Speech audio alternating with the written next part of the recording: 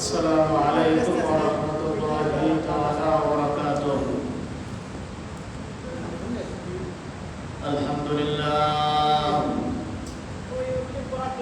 الحمد لله نحمده ونستعينه ونستغفره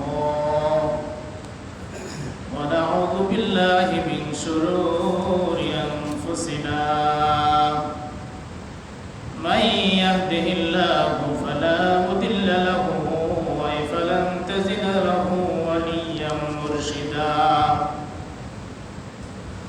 ونشهد أن لا إله إلا الله وحده لا شريك له لا ضد له ولا ند له ولا مثل له ولا مثيل له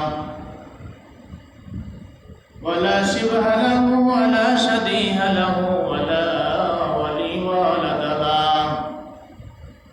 ونشهد أن لا إله إلا الله وحده لا إله إلا الله وحده أن محمدا عبده ورسوله الذي أرسله بالحق بشيرا ونذيرا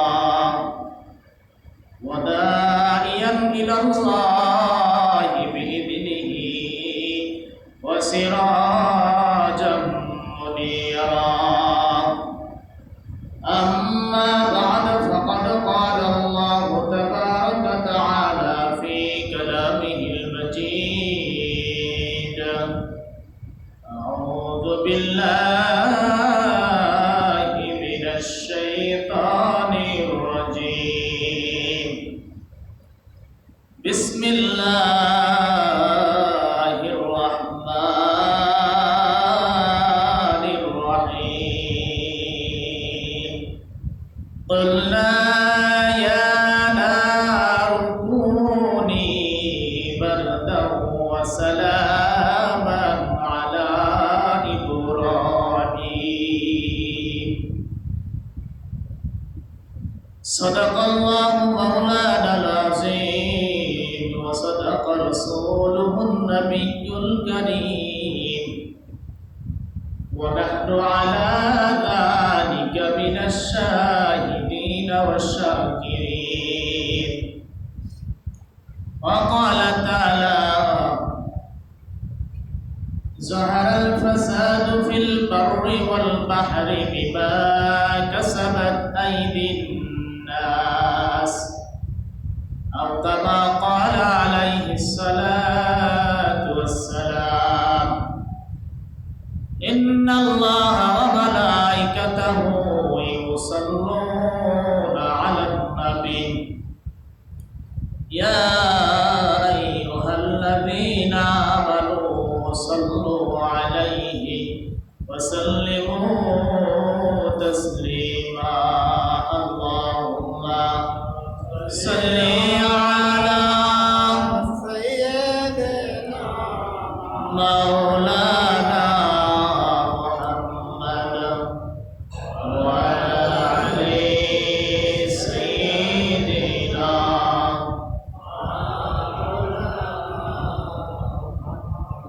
الله قبول کرو نصیب کرو مدینہ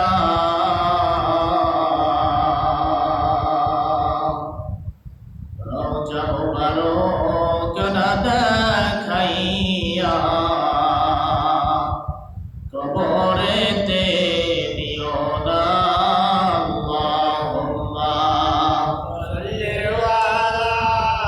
سيدنا مولانا محمد وعلى آل سيدنا مولانا محمد بلغ العلا بكماله كشف الدجى بجماله حسنت جميع خصاله صلوا عليه وعليه سبحانك لا علم لنا إلا ما علمتنا ইন্নাকা আনতাল আলিমুল হাকীম। আলহামদুলিল্লাহ। মহান রব্বুল আলামিনের দরবারে অসংখ্য শুকরিয়া জ্ঞাপন করছি। পবিত্র জুমার দিন জুমার মসজিদে যে মহান মালিক আপনাকে আমাকে এই দুর্যোগপূর্ণ আবহাওয়ার ভিতরেও আপনাকে আমাকে আসার এবং বসার মতো সুযোগ দান করলেন, এজন্য আল্লাহ রাব্বুল আলামিনের দরবারে শুকরিয়া আদায় করে বলি আলহামদুলিল্লাহ। মহান মালিক আপনাকে সুযোগ দিয়েছেন, আমাকে সুযোগ দিয়েছেন, শত ব্যস্ততা শত কর্ম উপেক্ষা করে আল্লাহ রাব্বুল আলামিনের ডাকে, আল্লাহ রাব্বুল আলামিনের পবিত্র ঘরে মহান মালিকের হুকুমের উদ্দেশ্যে আল্লাহর গোলামি করার লক্ষ্যে মসজিদের ভিতরে আসতে পারলাম, বসতে পারলাম। তিনি কথা বলবার এবং শুনবার তৌফিক দিয়ে মহান মালিক দিলেন। এতে আমরা খুশি না বাজার? সকলে বলে খুশি না বাজার? খুশি হয়ে থাকলে আরো একবার বলি আলহামদুলিল্লাহ। আপনার আমার জীবনে এরকম ভাবে প্রতিটি জুমা আসুক, চান না চান না? আমরা চাই কি চাই না? যে সুন্দরভাবে, সুষ্ঠুভাবে, সুশৃঙ্খলভাবে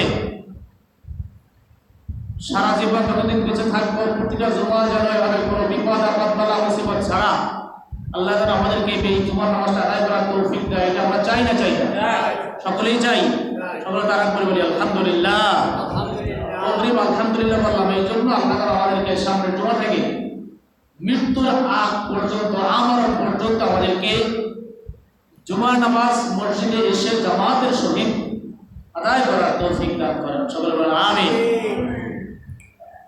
আপনারা ইতিপূর্বে জেনে থাকবেন দেশের বিভিন্ন জায়গায় বন্যার্থ মানুষ অনাহারে বসত বাড়ি ঘর বিলীন হয়ে যাইতেছে, নদীর ভিতরে নিয়ে যাইতেছে, পানিতে মানুষ ডুবে যাইতেছে, অসংখ্য মানুষ মারা গিয়েছে ইতিপূর্বে। আপনারা জানেন যে সেই জায়গায় কুমিল্লাতে, নোয়াখালী, ফেনী, সিলেটে এই সমস্ত জায়গায় প্রায় এক সপ্তাহ যাবৎ শুধু পানি আর পানি। তার কারণ আমাদের বাংলাদেশের এবং ভারতের যে বর্ডার ফারাক্কা বাঁধ সেটা তারা ছেড়ে দিয়েছে অঘোষিতভাবে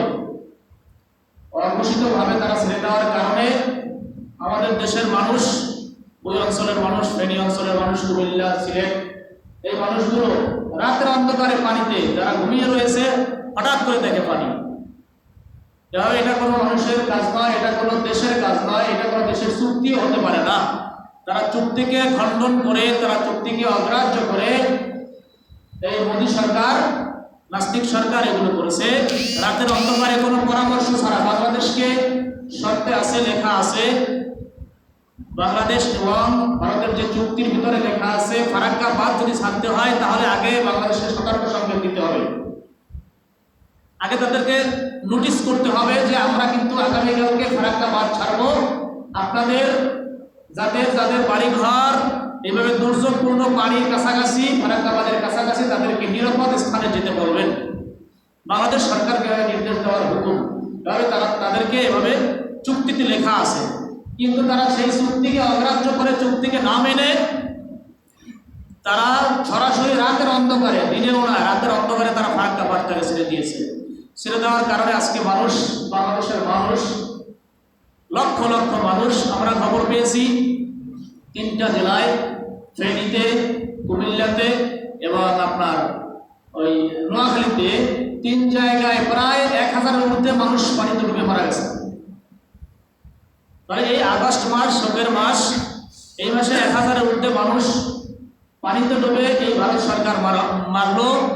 এর আগে গত মাসে জুলাই মাসে আবার এই কোঠা আন্দোলনকে কেন্দ্র করে আরো 1,500 মানুষ এই দুনিয়া থেকে, বাচ্চাদের, ছোট ছোট যুবক বাচ্চা, মা বোনেরা তারা জীবন দান করলো। তাহলে এই 2টা মাস এখন একটা শোকের মাস হয়ে দাঁড়াইল বাংলাদেশের জন্য। আরো ভবিষ্যতে এখনো পর্যন্ত পানি থামে নাই, কতদূর পর্যন্ত যায় এর শেষ কোথায় আল্লাহ রাব্বুল আলামিন ভালো জানেন, কারণ তারা এখনো বাঁধ বন্ধ করেন নাই। এখনো পানি নামতেছে, শুধু পানি বাড়তেছে, আর মানুষগুলো হাহাকার করতেছে। বৃদ্ধ মহিলারা, বাচ্চারা, যুবকেরা, যারা যুবক আছে তারা তো সপ্তাহে ইলেকট্রিক যাইতে পারে, বা আমরা খবর পাইলাম গর্ভধারিণী মহিলারাও মারা গেছে পানিতে ডুবে। কারণ কোথায় যেয়ে তার দাঁড়াইবে, 2 তলা 3 তলা বিল্ডিং পর্যন্ত ডুবে গেছে। কারেন্টের খাম্বা আছে না আমাদের এদিকে, সেদিকেও আছে। আমাদের কারেন্টের খাম্বা কত দূর উঁচা, কারেন্টের খাম্বার মাথায় তার ছুঁয়ে গেছে পানি। সুবহানাল্লাহ, 20-30 ফুট কারেন্টের খাম্বা যে তার পানিতে ছুঁয়ে গেছে। এখন পরের মানুষগুলো কোথায় যাবে, যাওয়ার কোথাও জায়গা আছে? আমাদের এই জায়গা থেকে যদি কারেন্টের খাম্বা পর্যন্ত পানি ওঠে তাহলে এই 2 একলা কি থাকবে না, টোটাল জেলাটা ডুবে যাবে। কারণ আমাদের এই জায়গা থেকে যদিও ধরি এই জায়গা ঢালা, তাহলে কি ওই গাছের মাথা পর্যন্ত এত দূর নিচে আমাদের দেশ, এই জায়গাটা নিচে না? তাহলে বোঝা গেল সেই দেশটা, সেই দেশগুলো কিভাবে, আমার সেই জেলাগুলো প্রিয় মানুষ আছে। হাজার হাজার মানুষ আমাদের বিভিন্ন সংস্থা থেকে তারা অনেকে ছুটে গেছে। আমরা খবর পাইলাম আরো একজন, সেটা হলো জামাতের এক আমিরের সাথে একজন মানুষ গেছে তাদেরকে সাহায্য করার জন্য। একটা বাচ্চাকে বাঁচাইতে চাই, সেও উদয় হয়ে গেছে।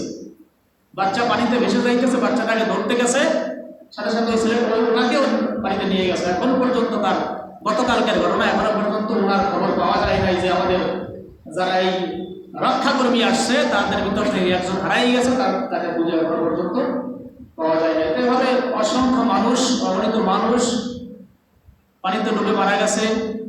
ঘর বাড়ি, গরু বাছুর, হাঁস মুরগি, কৃষিক্ষেত যা কিছু ছিল সব কিন্তু আমাদের ডুবে শেষ হয়ে গেছে। এখন আমাদের কি করণীয়, বর্তমানে আমাদের কি করণীয়? হ্যাঁ, আমাদের করণীয় আছে এতটুকু, আল্লাহর কাছে দোয়া করা।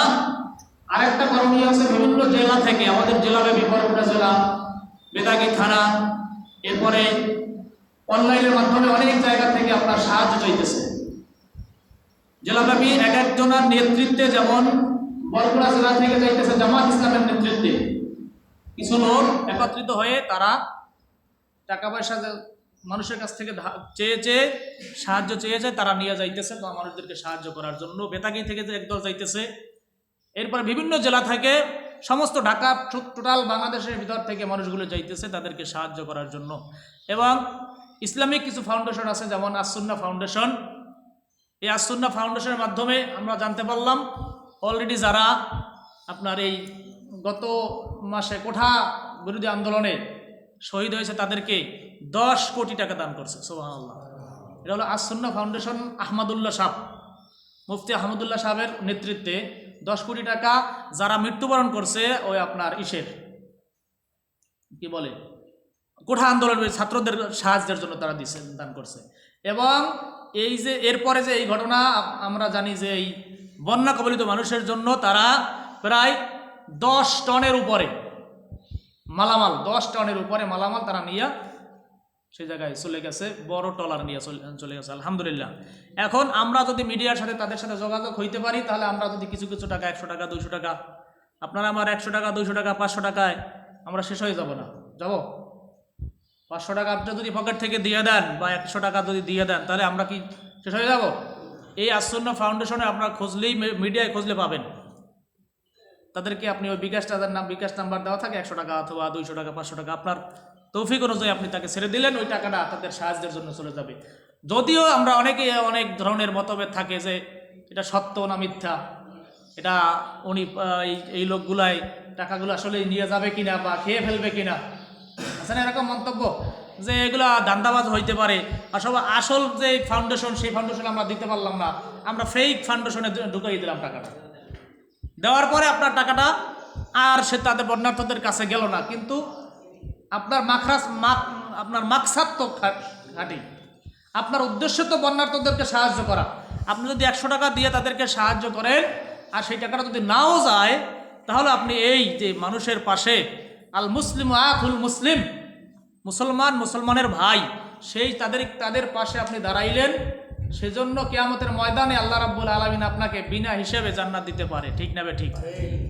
এই টাকাটা যদি নাও যায়, তাদের কাছে নাও পৌঁছে, তাহলেও কিন্তু পৌঁছতে এই আল্লাহ নেট দিতে পারে না, পারেন। কারণ আপনাকে আল্লাহ দেখে, আল্লাহ সবসময়ের জন্য বান্দার তাকওয়া। কদ আফলাহা মান যাক্কাহা, হে বান্দা আমি তোমার দিলটাকে দেখি, তোমার বাহ্যিক তুমি কি করলা না করলা ওইটা দেখি না, তুমি কত টাকা দান করলা ওইটা দেখি না, তুমি যে 5 টাকা মসজিদে দান করলা, এটা কি তুমি তোমার দিল থেকে উঠছে দান করছো না পাশের জন্য দান করছে? তার দেখা দেখি আমি যদি 5 টাকা দান না করি তাহলে কেমন দেখা যায়? পাশের জন্য 10 টাকা দান করছে, আমি যদি 10 টাকা না দেই তাহলে কেমন দেখা যায়? আমি যদি 5 টাকা দিই তাহলে ভালো দেখা যায় না, তাহলে আমিও 5 টাকা দেই, 10 টাকা দেই। এটা যদি হয় তাহলে বলবো এটা আপনার ওই টাকা আপনার কোনো কাজে আসবে না। এটা সমস্ত ইবাদতের ক্ষেত্রে, সমস্ত ইবাদতের ক্ষেত্রে আপনি যদি মানুষকে দেখানোর জন্য কোনো ইবাদত করেন, ওই ইবাদত আপনার আমার কোনো কাজে আসবে না। আপনি যদি নামাজ মানুষকে দেখানোর জন্য করেন, ওই নামাজ কোনো কাজে আসবে না। আপনি যদি রোজা মানুষকে দেখানোর জন্য করেন, ওই রোজা আপনার কোনো কাজে আসবে না। আপনি যদি দান মানুষকে দেখানোর জন্য করেন, ওই দানও কোনো কাজে আসবে না। আপনি যদি ইখলাসের সহিত কিছু করেন, সেটা যদি ইখলাস পর্যন্ত যায়, যেই জায়গায় পৌঁছার কথা সে জায়গায় নাও পৌঁছে, তাহলে সেটার ফলাফল আমি পাবো ইনশাআল্লাহ। কিছুদিন পূর্বে আপনারা বা যুবকেরা যারা মোবাইল চালায় তারা জানেন থাকবেন, আমার একটা চ্যানেল আছে, মানে ফেসবুক আমার একটা হ্যাকার পার্টি হ্যাক করে ফেলাইছে। হ্যাক করার পরে মেসেঞ্জার ফেসবুক হ্যাক করার পরে সাথে সাথে এক ঘন্টার ভিতরে, মানে করার সাথে সাথে মোটা সময় দিয়েছি আমি 2 ঘন্টা। আমি বুঝতে পারছি যে আমার ফেসবুকটা হ্যাক হয়েছে, সাথে সাথে আমি 2 ঘন্টা সময়ের ভিতরে আবার সাইরে ফেলাইছি। কিন্তু এই 2 ঘন্টার ভিতরে শতাধিক মানুষকে ওই যে হ্যাকার পার্টি মেসেজ করছে। হ্যাকার পার্টি মেসেজ করছে 100-র উপরে লোককে, যে ভাই আমার মেসেজ করতেছে, দেখতেছে আমি সরাসরি, আমি সাইফুল হুজুরের রাসেল হুজুরে মেসেজ করতেছে যে ভাই আমি তো বাজারে আসছি, আমার 2 জের কোরআন শরীফ কেনার দরকার, আমার কাছে এখন টাকা শর্ট পড়ছে, ইমিডিয়েটলি তুমি আমার 1000 টাকা পাঠাও। কি বলে আঘাত করছে বলেন? কোরআন শরীফকে আঘাত করছে, যে আমি কোরআন শরীফ কিনবো, 2 জের কোরআন শরীফ কেনার শর্ট পড়ছে, কিন্তু আমি বাজারে আসছি, এখন টাকা নাই আমার কাছে, তুমি 1000 টাকা পাঠাও। আচ্ছা বলেন, আমার এই যে ভাই আছে, ছোট ভাইরা বা আমার ওই ইদ্রিস ভাই আছে, তারা যদি বলি ইদ্রিস ভাই আপনি আমার 1000 টাকা পাঠান দ্রুত, আমি বাজারে আইছি কোরআন শরীফ কেনার জন্য, এখন টাকাটাই আপনার আমি দিতে সন্ধ্যার ভিতরে, সে পাঠাবে না? এভাবে আমার পরিচিত যারা ছিল দেখছে আমি কাদের সাথে কথা বলছি, চ্যাটিং কইরার কথা, কাদের সাথে কোন ভাইয়ের সাথে কথা বলছি, সমস্ত ভাইদেরকে মেসেজ করছে, দেশে বিদেশে, এমনকি আমার ভাই পর্যন্ত চলে গেছে মেসেজ, আমার ছোট ভাই পর্যন্ত মেসেজ চলে গেছে যে ভাই তাড়াতাড়ি আমার 1000 টাকা পাঠাও, তাড়াতাড়ি 1000 টাকা পাঠাও। কেউ বলছে 2800 টাকা পাঠাও, কেউ বলছে 1500 টাকা পাঠাও, কেউ বলছে 1600 টাকা পাঠাও, বিনা মানে যেগুলো মেলে না অ্যামাউন্ট, 900 টাকা পাঠাও, 1200 টাকা পাঠাও, এভাবে করে শতাধিক মানুষকে মেসেজ করছে সাথে সাথে। এর ভিতর থেকে 2টা লোক আর কোনো কিছু জিজ্ঞেস করে নাই, অলরেডি টাকা 2000 দিয়ে দিছে, বিকাশ নাম্বার দিছে। আমার একটা ছাত্র ছিল মুন্সিগঞ্জের, ওই ছেলেটা থাকে সিঙ্গাপুর, যখনই দেখছে আমি মেসেজ করছি আমার মোবাইল থেকে যে আমার 900 টাকা লাগবে, সাথে সাথে বলছে হুজুর আমি 1000 টাকা পাঠাই দিলাম, মেসেজ করে নাম্বার দিচ্ছে, নাম্বারে টাকাটা সেন্ড করে দিচ্ছে। এরপর 2 ঘন্টা পরে যখন আমি ওইটারে সারার পরে যখন আমি আবার ছেলে মেসেজ করছে যে হুজুর টাকাটা কি পাইছেন, তখন আমি বললাম আমি তো তোমার পোস্ট করছি ফেসবুকে যে এটা আমার আইডিটা হ্যাক হয়েছে, তোমরা কেউ টাকা পয়সা দিও না। তারপর কেন টাকা পয়সা কয় আমি দেখি না, এগুলো মেসেঞ্জারে মেসেজ করছে, ওইটাই দেখছি, আমি টাকা সাইডে দিছি, এখন তো কাজ হবে না কিছু। তখন আমি তাদেরকে বললাম ভাই এটা যেহেতু তুমি এটা দানটা করছো কোরআনের জন্য, আমি বলছি যে কোরআন শরীফ কেনার জন্য 1000 টাকা লাগবে, যেই বলছে, যে হ্যাকার বলছে কোরআন শরীফ কেনার জন্য 1000 টাকা লাগবে, তুমি সরাসরি তো কোনো কিছু ভাবোই নাই, হুজুরে চাইছে দেওয়া লাগবে, সরাসরি দিয়ে দিছো, এটা আমার ভালোবাসায় না কোরআনের ভালোবাসায় দিছো। যেহেতু কোরআনকে উদ্দেশ্য করে বলছে, তুমি কোরআনকে ভালোবাসার উদ্দেশ্য দিছো, তখন আমি তারে বলছি যে তুমি এর সব তুমি কিয়ামতের ময়দানে পাবা। নিজ টাকাটা নিয়েছো যদিও হ্যাকার, কিন্তু এর সব তুমি পাবা, কারণ তুমি দেশো ইখলাসের সহিত কোরআন কেনার জন্য। তুমি বুঝছো যে না হুজুরের তো টাকা আমি টানাই বাড়াই করে নেবে না, তাহলে তুমি যে টাকা দিছো এর সব একমাত্র তুমি কিয়ামতের ময়দানে পাবা। আরেকজন দিছে আমাদের এই কুমড়াখালী আমাদের এক বড় ভাই, ওই যে শিমুল, ওই যে কাজিরাবাদ কেএসডিও সংস্থা একটা সভাপতি, ও 1000 টাকা পাঠিয়েছে। আমরা বলেও নাই কিছু না, পরের দিন বলে ভাই তুমি 1000 টাকা দিয়েছিলাম। আমি বললাম কি সূত্রে দিলে? তুমি তো মেসেজ করলাম যে আমার এখনই টাকা লাগবে কোরআন শরীফ দিতে। বলছে ভাই আমি তো বললাম এটা হ্যাকার পার্টি করছে কাজটা, আপনি আবার টাকাটা দিলেন। নাম্বার দিয়েছে, নাম্বারে একটা ফোনও তো দেবেন যে এই নাম্বারটা কার, ফোনও দেয় নাই, না দিয়ে টাকাটা পাঠিয়ে দিচ্ছে। তাহলে আমি এটা বুঝাইতে চাইলাম এই জন্য হলো যে আমি দান করলে সে দানটা আপনার ইখলাস যদি সঠিক থাকে তাহলে ওই দানটা কোথায় গেল ওটা আপনার দেখার বিষয় না। আপনার নিয়ত যদি সহি থাকে তাহলে দানটা আপনার কোথায় গেল ওটা দেখার বিষয় না। হ্যাকার দিল না কে দিল ওটা দেখার বিষয় না। আপনার টাকাটা জায়গা মতো আল্লাহর কাছে কবুলিয়ত হয়ে গেছে, ঠিক না? যাই হোক, কথা বাড়াবো না। বলে আমরা যতদূর সম্ভব এই যে বন্যার্থ ভাইদের পাশে যতটুকু ভাবে আমাদের তো তাদের কাছে যাইয়ে সাহায্য করা তো সম্ভব না। এ জায়গার থেকে যেভাবে পারি আমরা যে কোনো মাধ্যমে পারি কিছু টাকা পয়সা দ্বারা তাদেরকে আমরা দিয়ে সাহায্য সহযোগিতা করি। আমার তৌফিক ইল্লা বিল্লাহ। আমি আপনাদের সম্মুখে গত জুমায় আলোচনা করছিলাম হযরত ইব্রাহিম আলাইহিস সালাতু ওয়াস সালামের জীবনী থেকে, মনে আছে নি?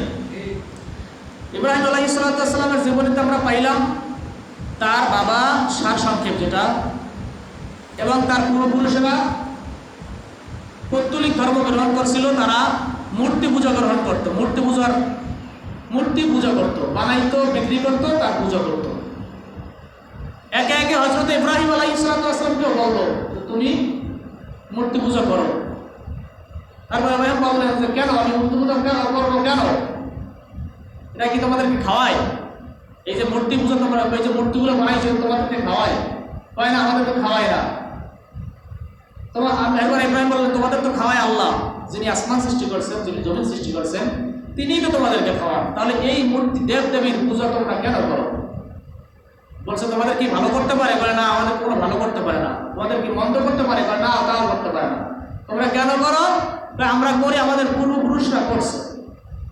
নাউযুবিল্লাহ, আমাদের বাপদাদারা এগুলো করছে বিধায় আমরা করি।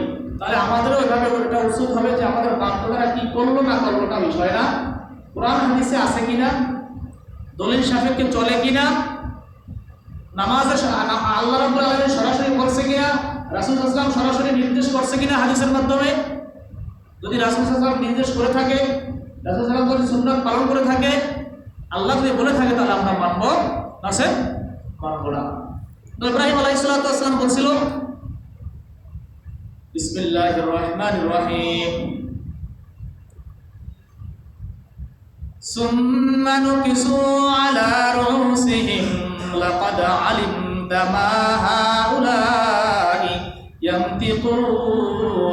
আমি যে জায়গা থেকে আলোচনা করছিলাম গত জুমায়, এরপরে আয়াত আল্লাহ রাব্বুল আলামিন বলেন যখনই আমার ইব্রাহিম আলাইহিস সালাতু ওয়াস সালামকে রেখে তার বংশধরেরা, তার পিতারা সবাই মেলার ভিতরে চলে গেল, হযরত ইব্রাহিম আলাইহিস সালাতু ওয়াস সালাম ধীরে ধীরে একটা কোঠার নিয়ে আস্তে আস্তে ওই মন্দিরের ভিতরে চলে গেলেন। চলে যাইয়া ধীরে ধীরে ওই মন্দিরগুলোর যত রকমের মূর্তিগুলো ছিল প্রত্যেকটা মূর্তিকে ভাঙার পরে সবচাইতে বড় যে মূর্তিটা, সেই মূর্তিটার কাঁধে একখান গুড়াল দাঁড়া করা এরাই চলে আসলো। এই আয়াতের ভিতরে এটাই বলছে সুম্মা নুকিসু আলা রুসিহিম লাকাদ আলিমতা মা হাউলাই ইয়ানতিকুন।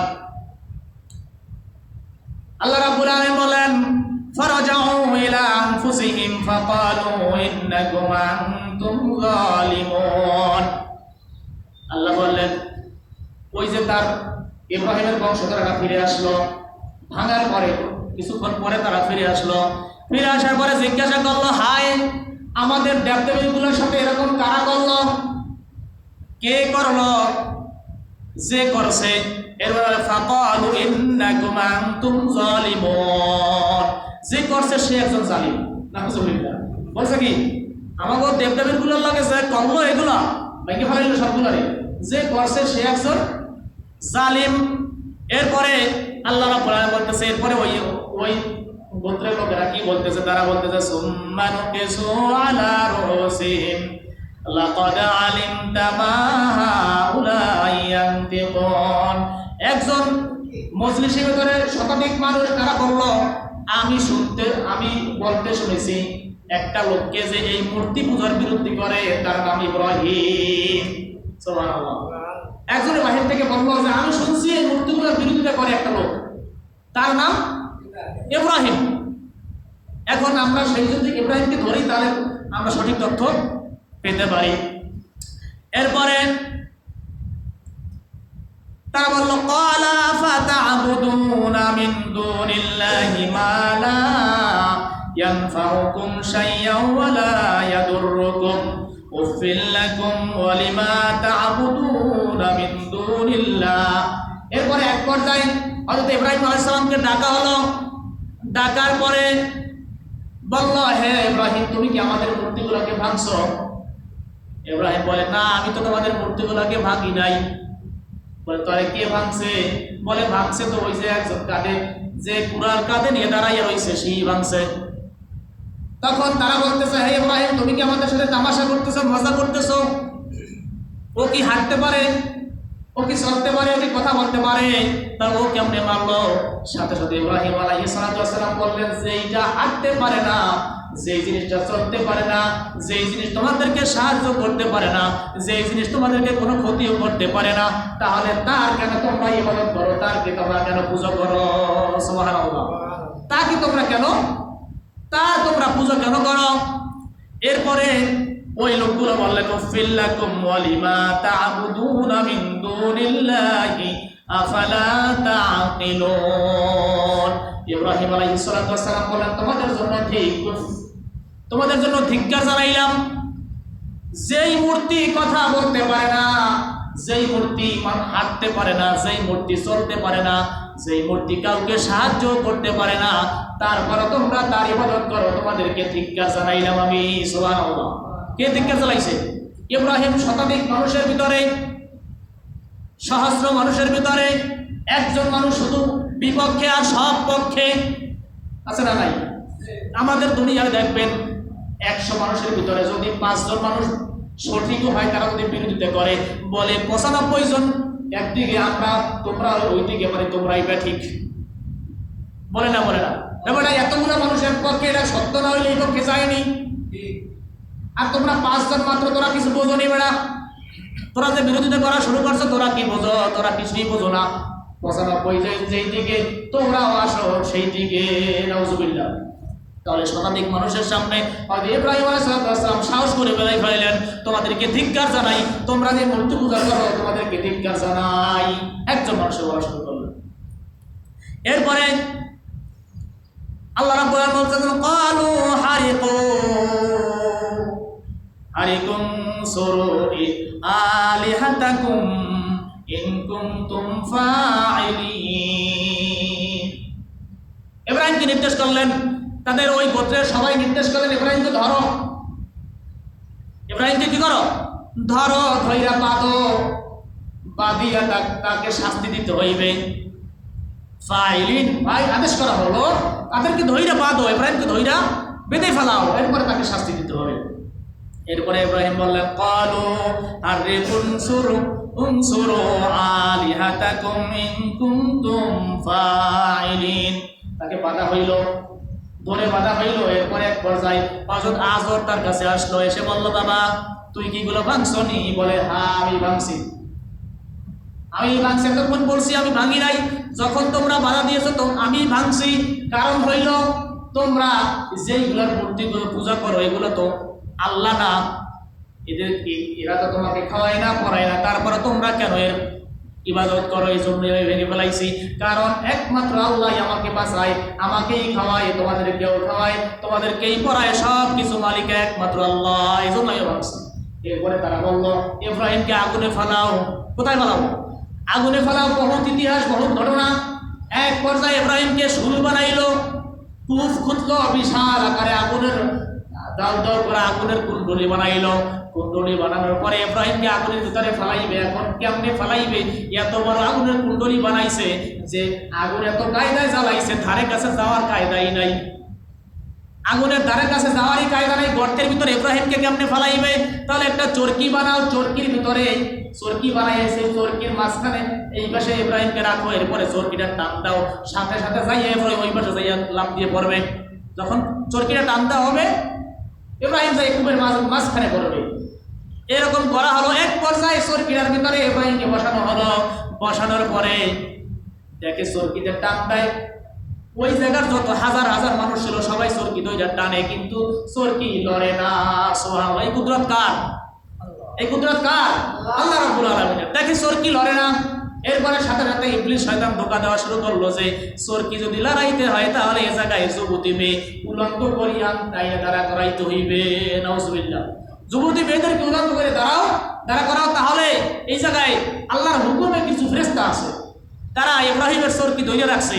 তোমরা যদি 1000 কোটি মানুষেও টানো, এক চুল পরিমাণ সরাইতে পারবে না।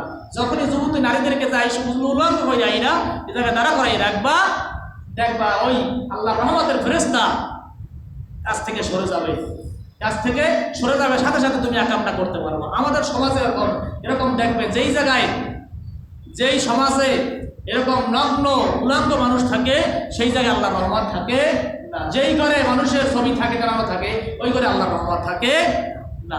যেই ঘরে কোনো মানুষের মূর্তি টানানো থাকে ওই জায়গায় মানুষের রহমত থাকে না। হোক সেটা ছবি টানানো থাকলেই ওটা ওই ঘরে আল্লাহ রহমত থাকে না। রহমত আল্লাহর কাছ থেকে, রহমতের ফেরেশতাও ঢোকে না, আল্লাহর রহমত বর্ষিত হয় না। নাউজুবিল্লাহ। তাহলে আমাদেরকে এই জায়গা থেকে, এই আয়াত থেকে, এই যে শিক্ষণীয় বিষয় থেকে আমাদের শিখতে হবে যে ইব্রাহিম আলাইহিস সালামকে কিভাবে কুণ্ডলী থেকে ওই জায়গায় ফেলাইছিল।